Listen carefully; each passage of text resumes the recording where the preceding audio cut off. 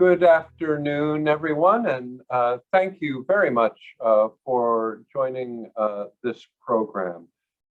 This is a release of the USCBC 2022 U.S. Export Report, and we're delighted that you're here.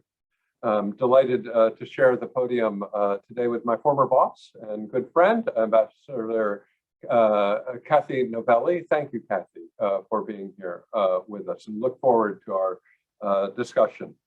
I also want to thank all of our promotional partners who helped us to get the word out about this event and ensured the great attendance from across the country. We truly appreciate your partnership and your collaboration. And we've worked with a number of groups: the State International Development Organizations, or SITO, the National Association of Counties, or NACO, the North American Small Business International Trade Educators, or NASBITE, the Council of American States in China, CASIC, the Black China Caucus, or BCC, and the World Trade Centers Associations. And thank you to the representatives of all of those organizations who join us today. So following my presentation on the export report, I look forward to a discussion with Ambassador Catherine Novelli, President of Listening for America and former Undersecretary of State. And I'm looking very much to talking with Kathy and learning more about her recent listening tour and report, the report that her organization has released about American perceptions concerning trade, and how initiatives like USCBC's U.S. Export Report and LFA's Connecting People with International Trade's listening tour can help shift perceptions about the benefits of trade overall and trade with China, both at the grassroots and at the national level. So we'll follow our discussion with a Q&A. So at any time during these presentations, please put your questions or comments into the Q&A. But first, let's dive into the report.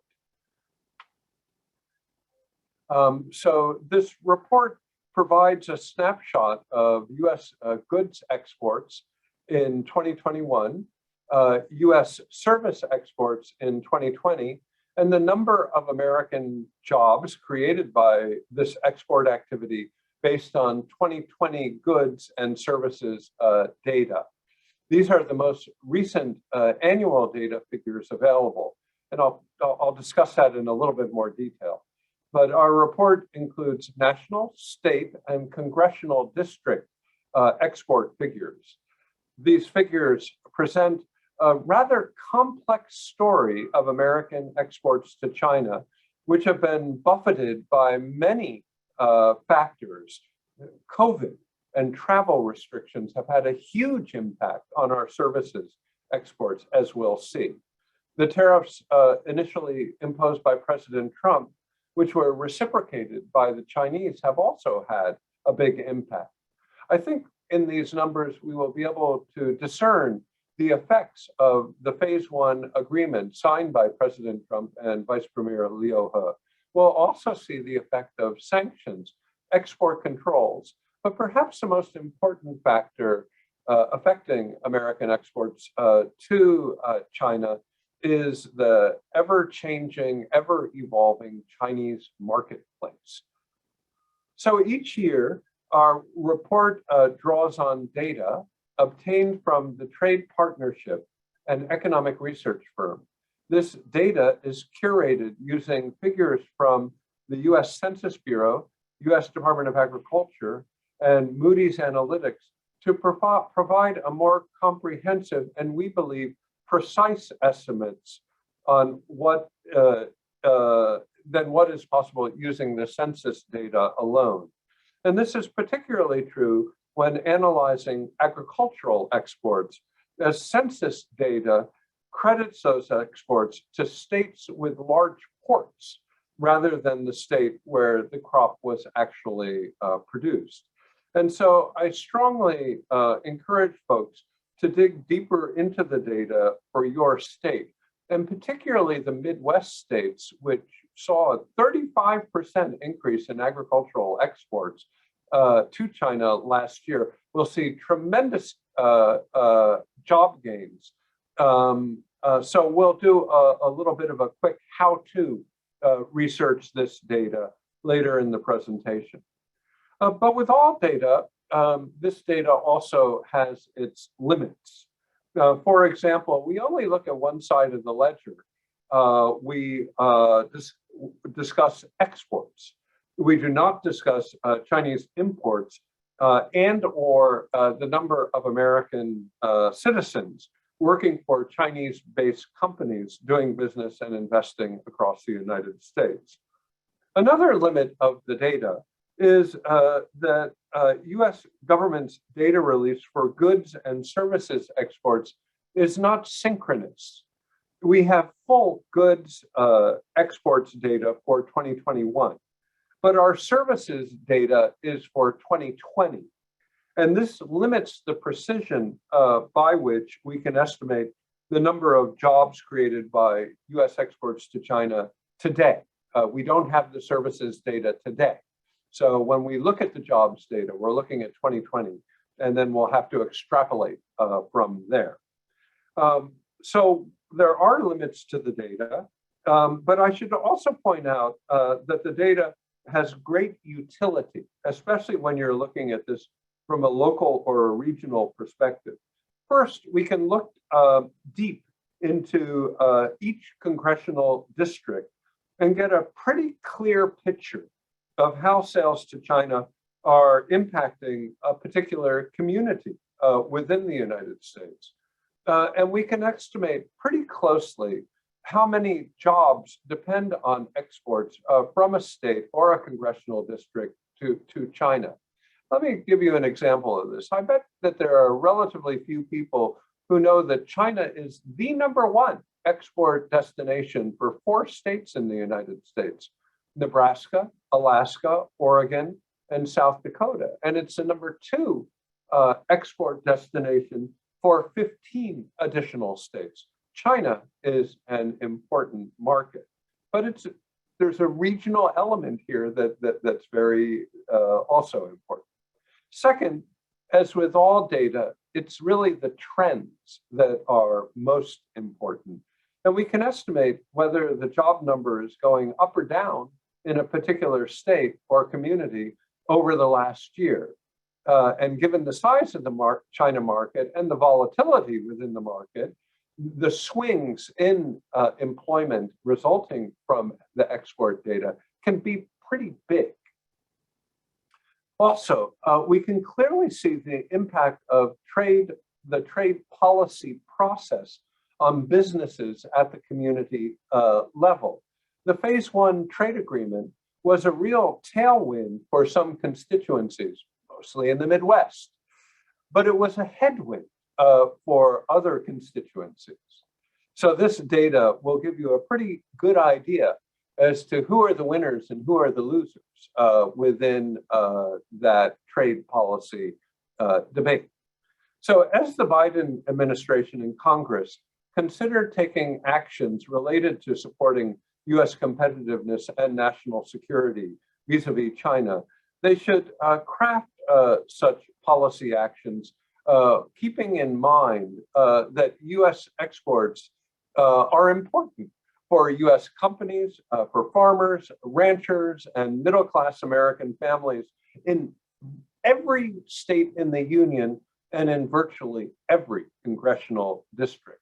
So that's a rather long wind-up. Forgive me for my verbosity, but I'd like to summarize just quite quickly the findings from the USCBC US 2021 export report. And after my presentations, we'll show you how to find the state and congressional data on our website. And then I look forward to chatting with Kathy about this data and her report. So this first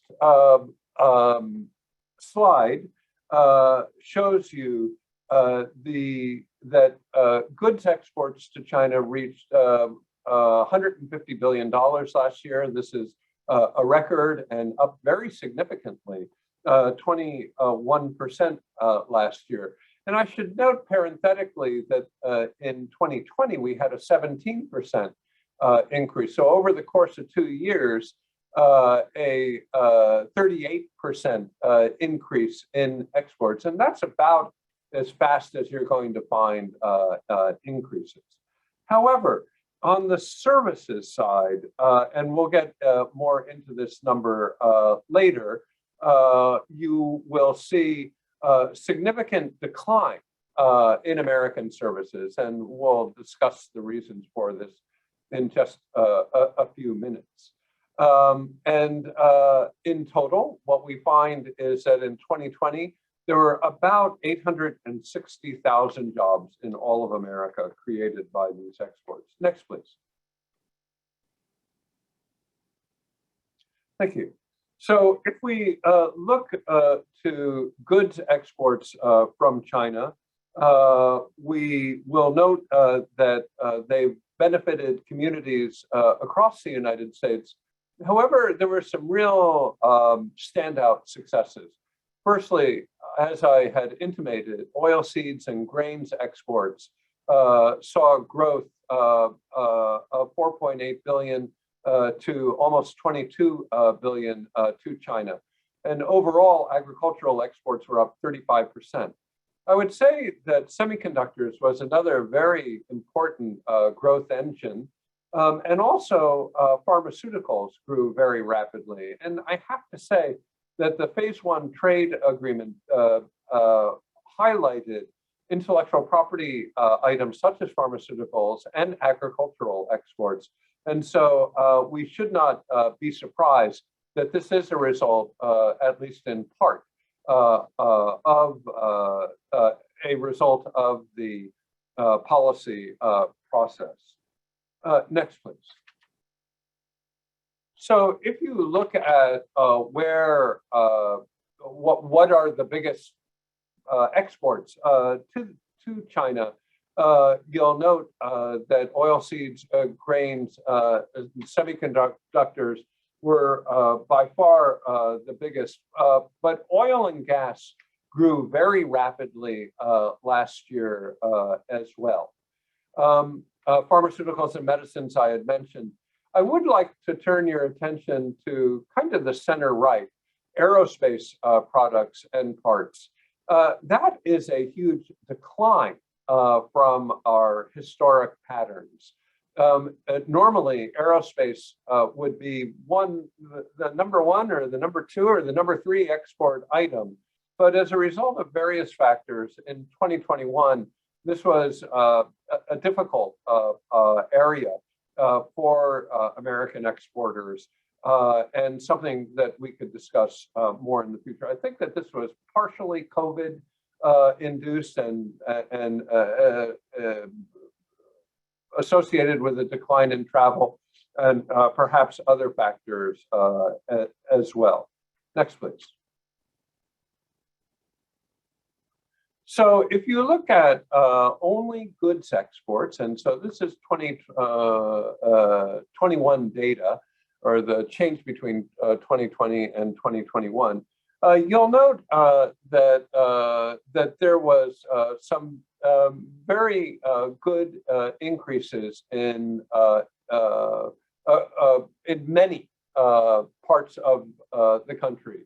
You'll note that Seattle did not have a good year. South Carolina did not have a good year, but that the Midwest generally was very strong. Energy producing parts of the country were also very strong, but not universally so. So we'll go into greater detail, at least a little bit, on showing you how to look at congressional district by congressional district, but we are broken down to that level. So this is goods exports to China. 2020 to 2021. Next, please. Okay. Now, the services exports to China show a very different picture. And let me just note that services exports are a good number of things, including payments on royalties and patents, education, architecture, engineering, construction services, but most importantly, travel and education. And what we see here is a severe departure from our the continuous growth over the last 40 years. This, if we had gone back 40 years, you would see a straight line growth until 2020. Thus, this is a severe departure and something that we should reflect on. US services exports declined by 33% approximately over 2020. And this was almost completely as a result of COVID and the inability to travel. Next, please. Okay, so you'll note on the left that education was by far the largest element of our services exports. And this is a result of some 350,000 Chinese students in our upper education facilities. This was down from the previous year about 11%. And it should be bigger, and we are hopeful that this will recover in the not distant future. Professor Novelli teaches at Georgetown, and I know that she recognizes the importance of this figure. I would like to draw your attention to the travel figures, which are, again, center right. Personal travel and tourism, which came at $0.9 billion. Normally, this would be right up there with education. This number is down about 90% in 2020 over 2020 compared to 2019. And I expect this number will remain at its depressed level as a result of COVID in 2021.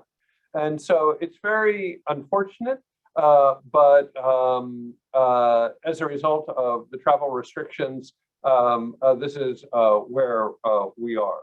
Next slide, please. So this will show you the changes in services exports 2019 to 2020.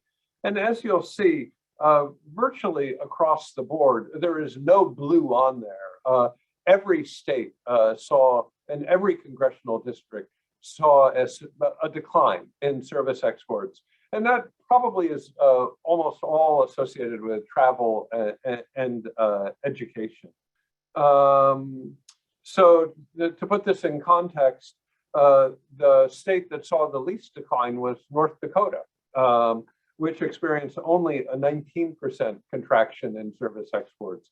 But virtually every other state in the union was hit by this. So let's go to our last slide. And this is an amalgamation of US jobs supported by exports, and that is both goods and services to China 2019 to 2020. So we use the 2020 data, not the 2019 data, because we don't have the 2021 services data yet. But I suspect that 6 months from now, when we have all the 2021 data, this number will look very similar. So the blue and dark blue are large increases in jobs as a result of increased exports to China. And the red, South Carolina and the the Seattle area are associated with declines in exports from the US to China. And when you look at this graph, it's of job increases, so expansion of employment as a result of exports. You'll note that the agriculture and the energy producing states have done very, very well and have really seen the bulk of the increases in exports and jobs associated with them.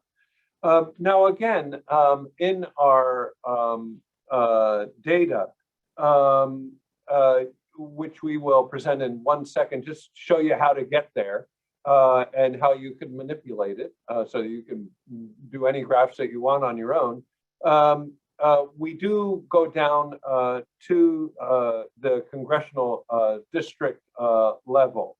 But let me just point out on this graph that South Carolina's 6th district and Washington's 2nd district saw a decrease in jobs as a result of aerospace decreases in exports. And that's the red that you see in South Carolina and in Washington. But if you look at Portland, Oregon, you'll see the effects of very strong semiconductor sales out of Portland's 1st district, as well as the Dakotas, Nebraska, Kansas, resulting in as a result of the agricultural sales. So with that, let me just do a very brief look and see as to show you how to get to the data, and then we'll begin our discussion. So if you would be kind enough to bring us to our website. So this is the USCBC website that we're bringing up now. Thank you, Aaron. And go to our reports. And then US exports to China. And then Aaron, I believe if you scroll down, there we go. Okay, you'll see the export data at the state level and export data at the congressional district level.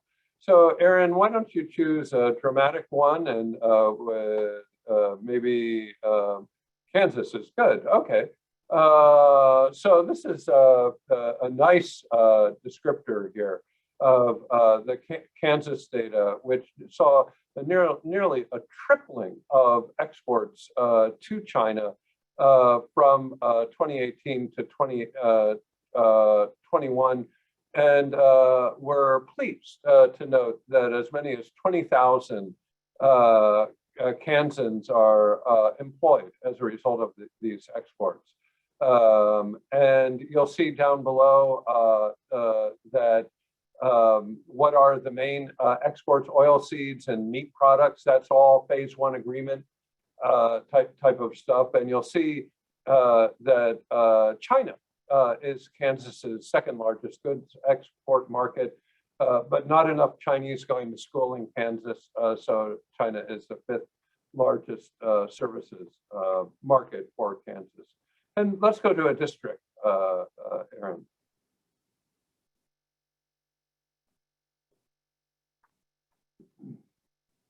Okay, so here we go. Oregon's 1st district.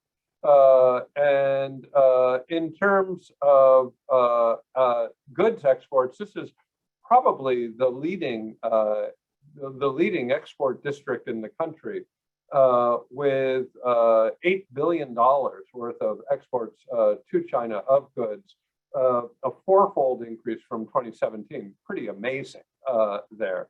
And I think that that is largely semiconductors, but maybe we could scroll down a little bit, Aaron, and see a little bit more.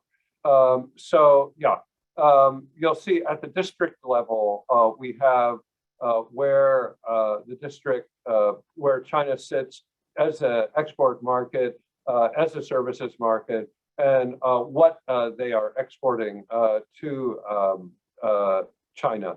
And you'll see on the services side that it's rather than education, it's royalties from industrial processes. And that's interesting because it's associated with very large semiconductor sales. So not surprising, I guess. So we invite you to go to our website and really explore all of this at your leisure. And with that, let me do a little bit more of a formal introduction of Ambassador Novelli, and then we'll begin a discussion. So we're so lucky to have Kathy with us today. Kathy is really one of America's top thought leaders on trade, investment, and globalization, as well as technology. She's worked on trade issues from many different angles. And over the course of her career, she was Assistant USTR for Europe.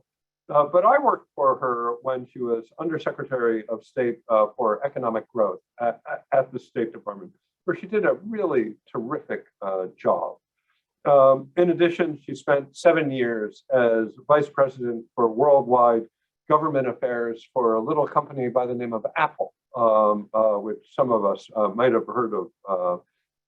And in addition, within the Washington community, she's universally recognized for her leadership and her perspective, and she's received many rewards as a result of this, including the International Trade Woman of the Year Award. So Kathy, we're delighted to welcome you today. Thank you so much for joining us. And I'd like to ask you about your survey. Maybe you could tell us why you did it and some of the top takeaways. Sure. Well, thank you so much for that kind introduction, Craig. So I started doing this listening sessions after the end of the Obama administration, in which I served, because I had been dispatched during the Obama administration to talk to folks about the Trans-Pacific Partnership Agreement around the country. And I grew up in Ohio, and so I said that I would take the Midwest as the place to go. And what I found when I was doing that was a huge divide between folks inside the Beltway and everybody else. And the attitudes towards TPP, even among those who you would have thought would be supportive, really were not. They were very wary of a trade agreement that was going to open more markets because they saw it as something that was just going to export US jobs. And so I decided at the end of the administration to start a nonprofit that would actually go and talk to people about what are their views about trade and globalization and what are their experiences with it. And so we talked to all kinds of people from all walks of life, everybody from school teachers to union workers to folks who are unemployed, to small business owners, to large businesses, and mayors of towns, et cetera. So it was a very comprehensive look.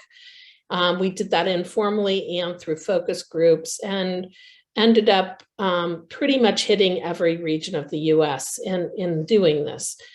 So, we tried to be comprehensive, and we tried to be both conversational as well as kind of put things in little boxes, and it was extremely eye-opening.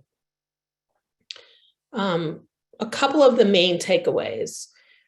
First one was most people were pretty positive about globalization and both its potential and the impact it had had on their lives.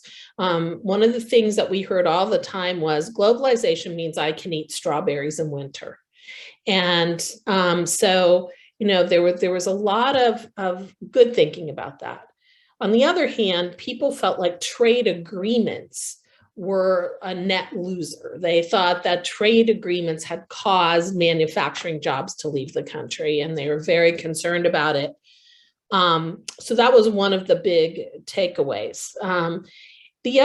one of the other big takeaways was that really even companies, particularly small businesses who were engaging in activities. For example, we talked to a company in Ann Arbor, Michigan, who was doing Salesforce for small businesses. And they proudly told us that they were in 26 countries. And so I asked them, well, what do you think about international trade and trade agreements? And they said, well, that has nothing to do with us. Because that's only about goods. So it doesn't have anything to do with us. And there was really not even an understanding that sort of a rules-based system was helping them be able to access other markets. And I think that was true for a lot of smaller businesses that we talked to. So that was one piece that we found. And there were several other kind of common myths that came up. And with respect to China, really one of the biggest ones was uniformly, folks thought China was our largest trading partner. And of course, China isn't our largest trading partner. And I think there was also a lack of recognition when you were showing all the slides about, imports or exports. People didn't really think about exports. And they also didn't think about the fact that imports, 60% of what we import into the country are inputs into things that we're making. And so, what we found is people thought mostly in terms of finished goods and what was their experience. And their experience was that a lot of consumer goods that they were buying were made in China, and they've therefore extrapolated that to everything else. So, I think there's a lot of mythology out there.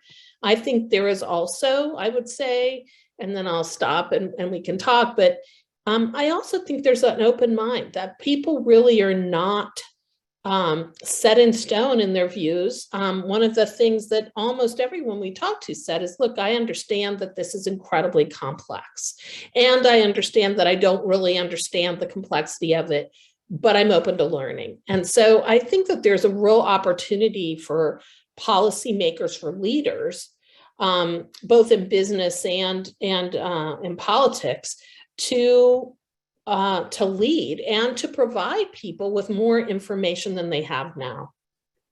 Kathy, I think that's such a profoundly important point.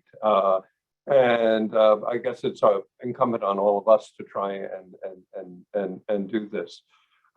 I think it's probably fair to say that while globalization and trade was globalization maybe held in a little higher esteem, trade a little bit less than that. Trade with China was a little bit below that. Would you concur? And let's talk about it. Let's be frank and discuss. Yeah. In fact, that was one of the things that we found also uniformly, is that there is just an absolute negative attitude towards China in terms of trade. And I think the narrative of that China has stolen US IP, that it's stolen US manufacturing jobs, that narrative had absolutely taken hold pretty much across the board in almost every state that we went to.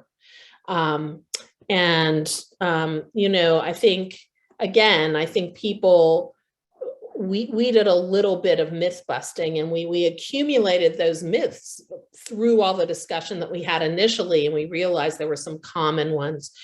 And when we started to show people like a pie chart of who were our largest trading partners, in aggregate, of course, the EU is gigantic, right? And I think they were absolutely shocked. And one of the things that they said to us was, well, then why is everybody getting all so worried about China?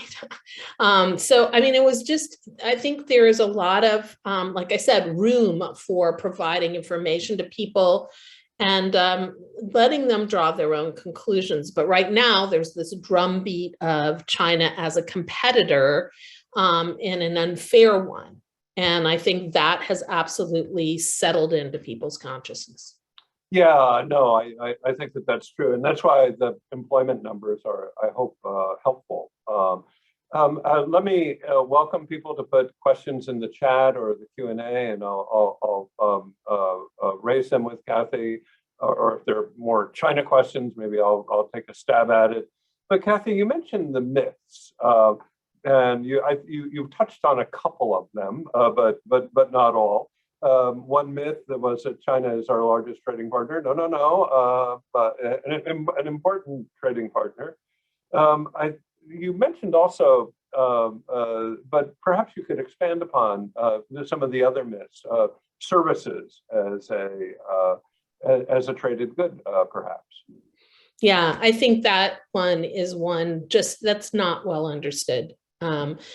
People aren't even sure when they think about services, they think about working in McDonald's and, working in retail, which are certainly valuable jobs, but they are perceived as jobs that do not pay very well.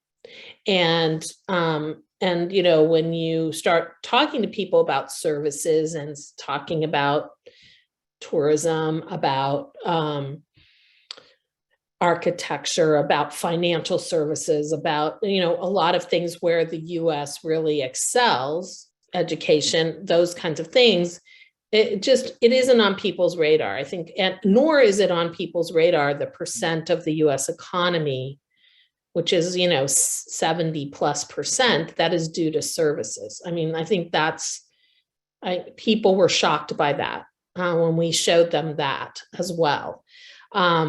So, I mean, I think that's a huge question. And, we're very competitive in high-end services. And I think that is something, again, that isn't as well known or thought of. It is among those who provide those services, but the rest of the public, no, I would say no. What's your other favorite myths? Sorry? What are your other favorite myths? My other favorite really myth is people felt like trade was just for big companies only. And when we showed them that, over 90% of exporters in the exporters are small businesses, they were, again, like really stunned. Now, that's by amount of businesses. Obviously, the volume is less because small businesses are doing less, but it's still large. And there's still a huge amount of employment done by small businesses. And so that, I think, is another one, is that, trade really isn't for me. And people, started off by saying, well, this has nothing to do with me. Nothing at all. And I think that's another piece where that connection needs to be made, just like you are making the connection with your data about how many jobs are due to exporting to China. I think that connection, even beyond just the raw numbers, but a personal connection for people needs to be made for sure.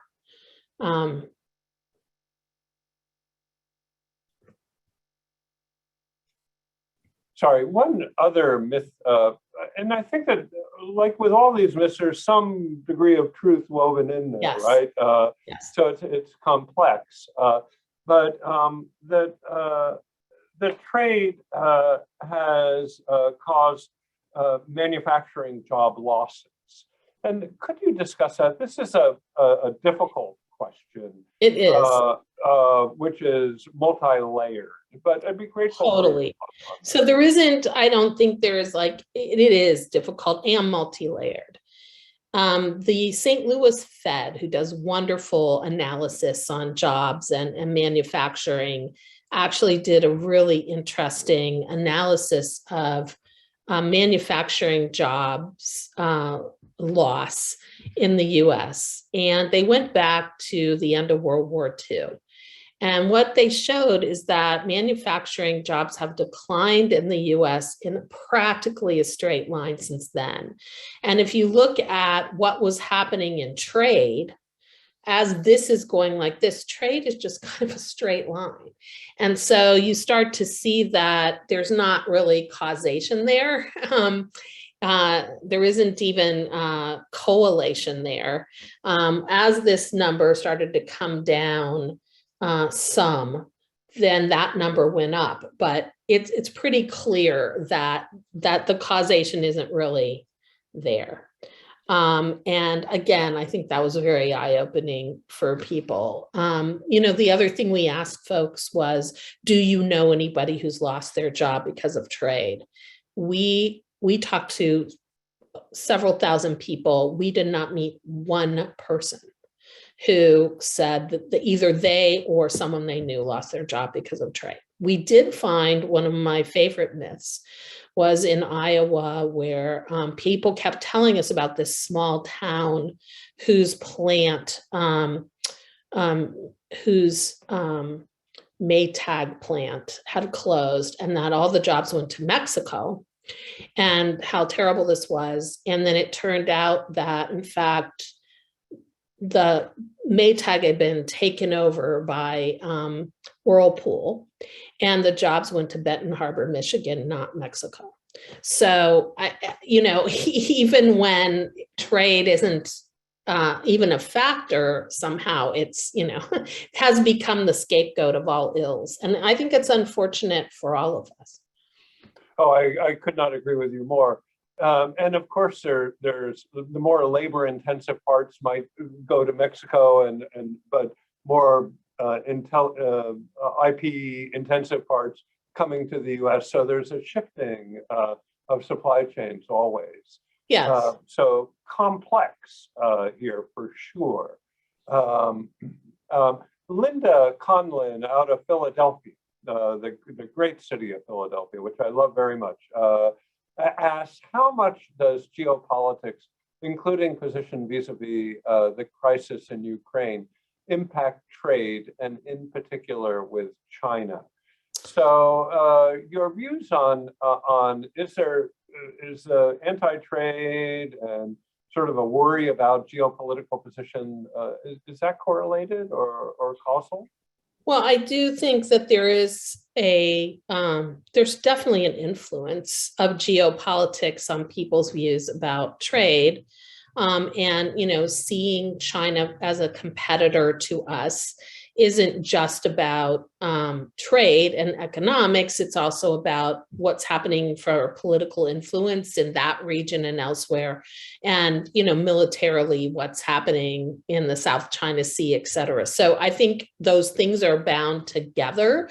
I think, with regard to Ukraine, we're using the sanctions tool, and I was involved in figuring out what sanctions we were going to put on Russia when they invaded Crimea. And sanctions is an imperfect tool. And one of the things about sanctions is it becomes more imperfect if there are countries who are not only not going along with it, but kind of helping out to undermine the sanctions. And I think that is a big, huge question mark with respect to China and its, relationship with Russia and what is going to happen there. The hope is that sanctions will maybe not change behavior in the immediate future, but they will have an impact such that they make people think twice about what they're going to do next. Yeah, no, I think that that's very true. And the more worried people are, the more risk adverse they are, for sure. Kathy, one thing I'm really interested in is regional variation. And I'd be grateful to hear from you. Where are the more pro-trade and parts of the country, and where are the less prone to believe the benefits of trade parts of the country? Yeah, well, it's, obviously there's not a monolith here, but it was interesting being in a state like Texas where it's growing and where people really are very optimistic about their future economically. And even in the city of Houston, which was very much saying at the time we were doing this, that they need to look beyond just the oil and gas area because they thought that that was going to change in terms of its predominance. But people saw opportunity. And I think what was really kind of resonated across every place we went to is if people saw opportunity, they saw trade as an opportunity and they saw globalization as an opportunity. If people felt like they were in a worse situation than they had been previously and that their opportunities were limited, then, you know, they were much less sort of thinking that trade was a good thing. And so it's no big surprise that there were a lot of places in the Midwest where folks felt that way, though not everybody. And it kind of tended to go almost in a city by city type of situation where, you know, some cities had more strategies in place for looking at their comparative advantages and saying, okay, you know, how do I incorporate trade, international trade into my overall strategy? And where cities had done that, like Grand Rapids, Michigan, people were much more positive about trade because they could see that that was a piece of the strategy that was causing that city to grow. So what you're suggesting, and what I think is intuitively true, is stronger growth equals stronger confidence equals stronger support for trade. Would you concur with that?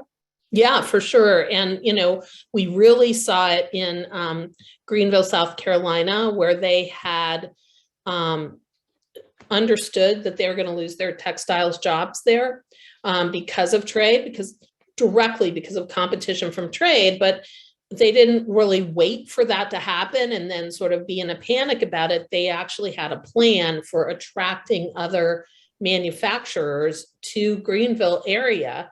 And they attracted BMW, but they also attracted a number of Chinese companies there.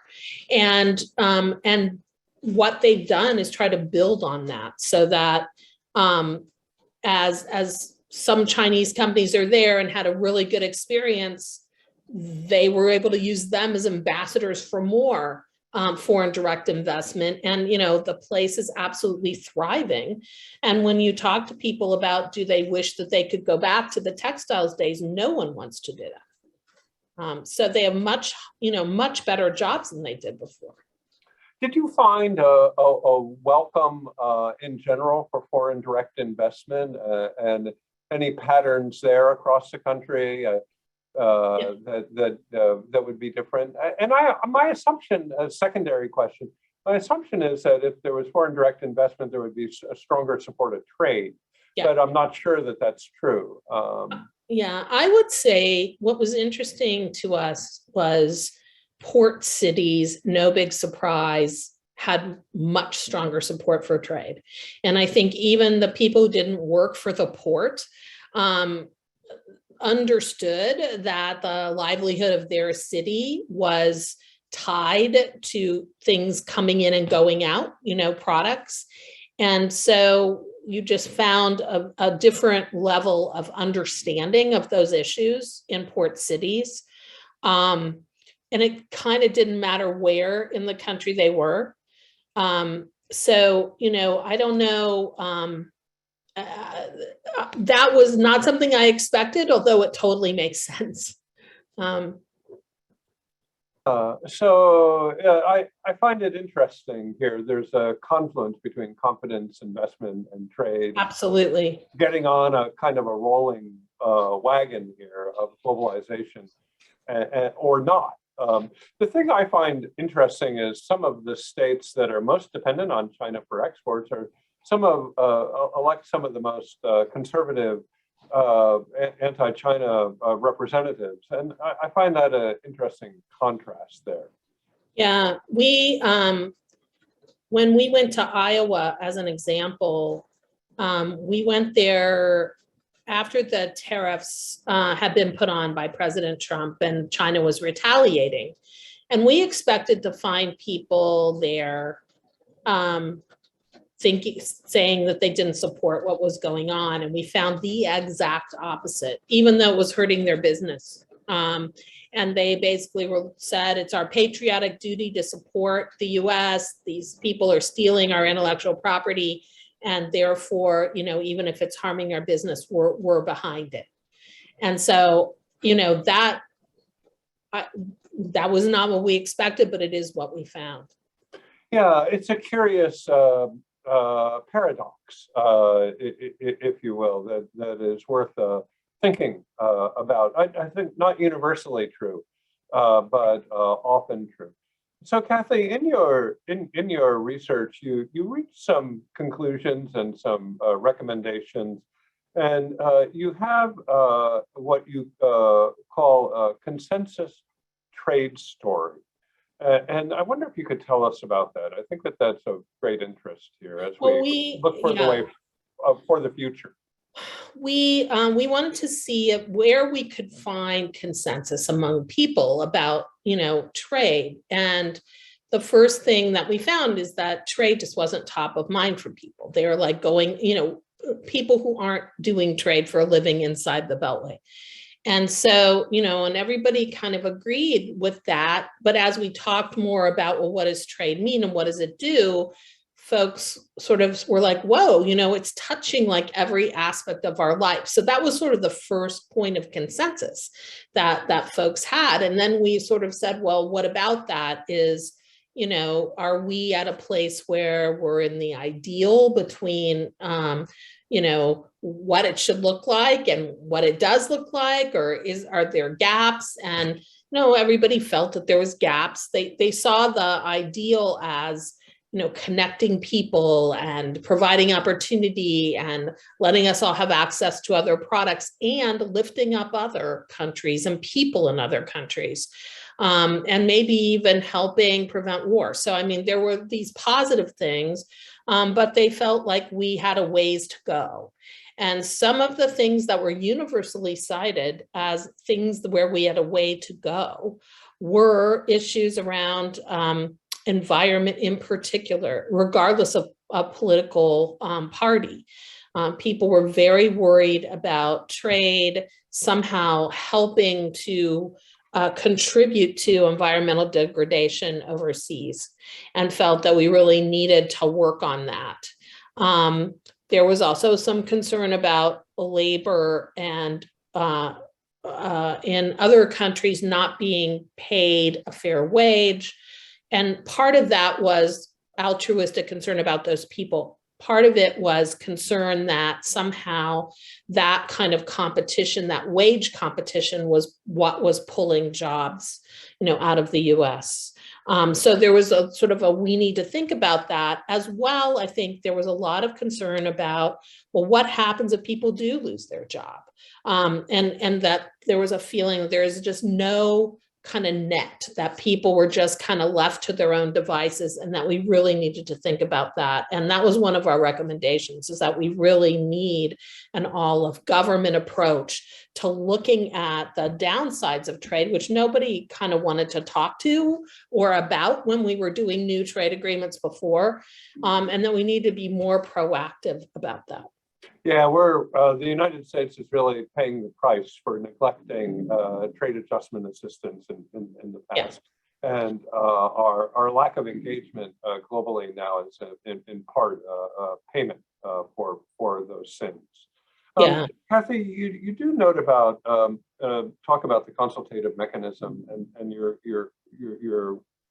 not happy where we are, and you speak about bottom up policy making.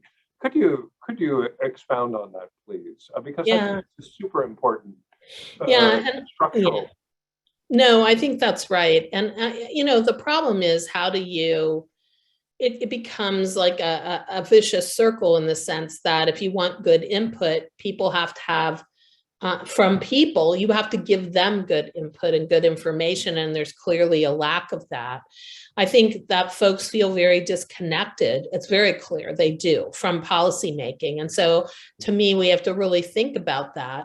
one of the things that we really recommend and what we saw is that really at the local level, it's the leaders at the local level who are making a big difference in whether cities succeed or not. Cities and the rural areas around them, whether they succeed or not, a lot has to do with the vision of those leaders and having a policy that is based on the bottom up, what's going on there and what's needed there in order for there to be more success is something we think is very, very important in terms of who is providing input and deciding how we do it. Because in the past, and there's nothing wrong with getting input from large companies, nothing whatsoever, but they were most of the voices that we heard, as well as organized labor and who have very opposing views, but we don't hear from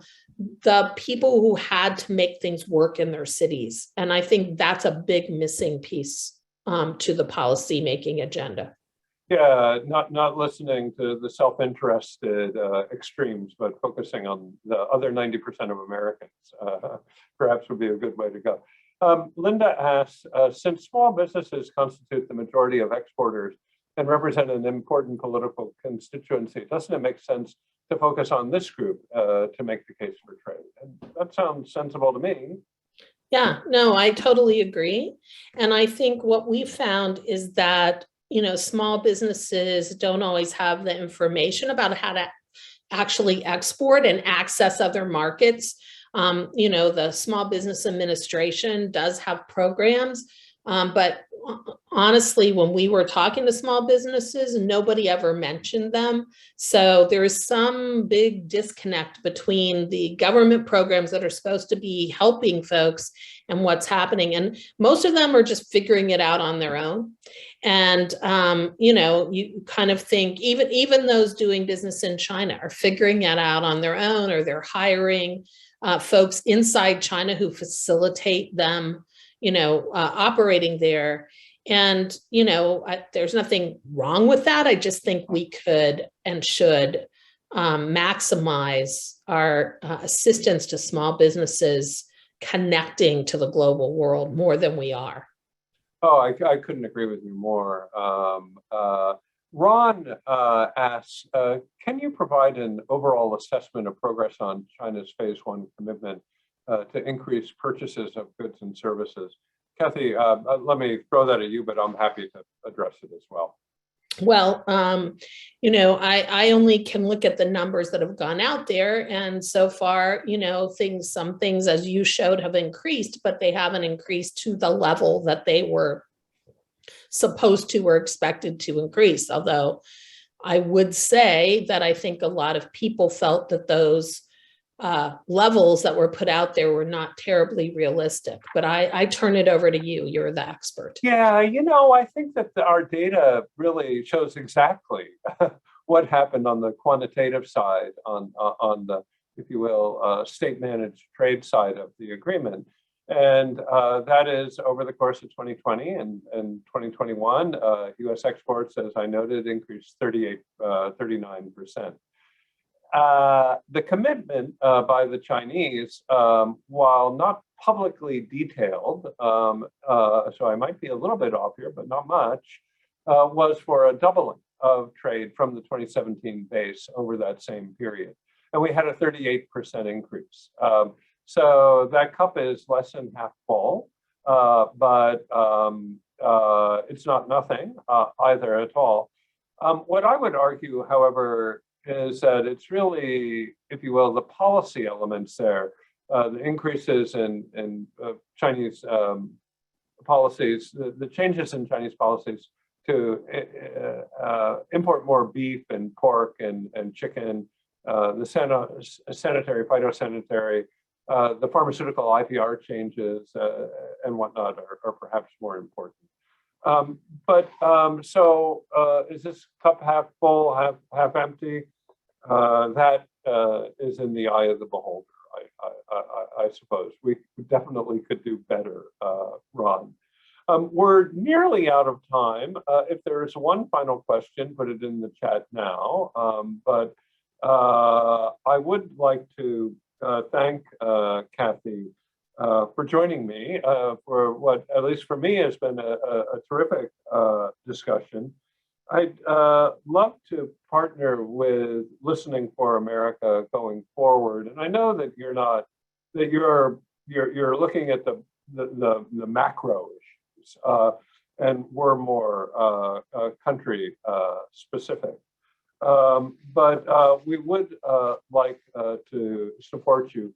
We're very focused on SMEs, and for those who are not aware of our 50/50 program, we are rolling out stories of SMEs that are predicated on US-China imports or exports or investment, it doesn't matter. And if you're interested in that, please contact Elizabeth Rowland, who is coordinating that program and who made this program today possible. So thank you to all of our participants. Kathy, thank you very much. And we'd love to carry on and have further discussion. Maybe once we get those final services data in, we could reconvene. Would love to do that. And thank you so much for having me and all the great work you're doing. Well, that's very kind. Thank you to everyone and have a great day. Bye. Bye.